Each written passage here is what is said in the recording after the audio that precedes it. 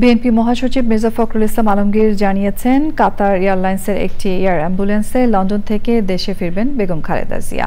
সন্ধ্যায় বিএনপির গুলশান কার্যালয়ে অনুষ্ঠিত যৌথ সভা শেষে খালেদা জিয়ার দেশে ফেরা নিয়ে সবশেষ তথ্য তুলে ধরেন মির্জা ফখরুল। সুলতানা হিমো রিপোর্ট। বান্ডেল থাকলে প্রতি সেনমানিতে টাকা বাঁচবে। বিকাশ সেনমানি বান্ডেল কিনে জিতুন প্রতি লেনদেনে। যুক্তরাজ্যে ৪ মাস চিকিৎসা শেষে দেশে ফিরছেন বেগম খালেদা জিয়া। তার দেশে ফেরা নিয়ে সন্ধ্যায় বিএনপির গুলশান কার্যালয়ে যৌথ সভা অনুষ্ঠিত হয়।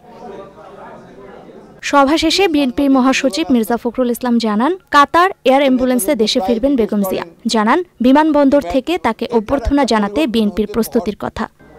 আজকে সেই নেত্রী ফিরে আসবেন। স্বাভাবিকভাবে আমাদের মধ্যে প্রচণ্ড আবেগ আছে। প্রতিটি দেশপ্রেমিক মানুষ আজকে তারা অত্যন্ত উৎসাহিত, উজ্জীবিত যে তাদের প্রিয় নেত্রী দেশে ফিরে আসবেন এবং তাকে প্রপার অভ্যর্থনা জানানো এটা আমাদের নৈতিক দায়িত্ব। শুধু বিএনপি নয়, সারা দেশের মানুষ আজকে তাকে সেই অভ্যর্থনা জানাতে প্রস্তুত হয়ে আছে। আমরা কিছুক্ষণ আগেই আমাদের দলের যৌথ সভা করেছি। আমাদের ঢাকা সিটি, 2 দক্ষিণ এবং উত্তর, একই সঙ্গে আমাদের অঙ্গ সংগঠনগুলোর নেতৃবৃন্দকে নিয়ে যেন আমরা একটা অত্যন্ত শৃঙ্খলার মধ্য দিয়ে জনগণ যেন তাকে অভ্যর্থনা জানাতে পারেন সেই ব্যবস্থাটা আমরা গ্রহণ করছি। শৃঙ্খলা মেনে বেগম জিয়াকে অভ্যর্থনা জানাতে নেতাকর্মীদের আহ্বান জানান মির্জা ফখরুল।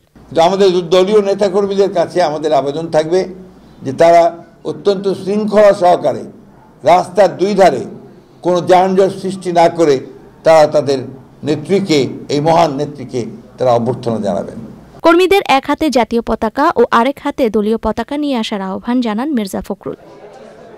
Sultana Himu, channel I, Dhaka.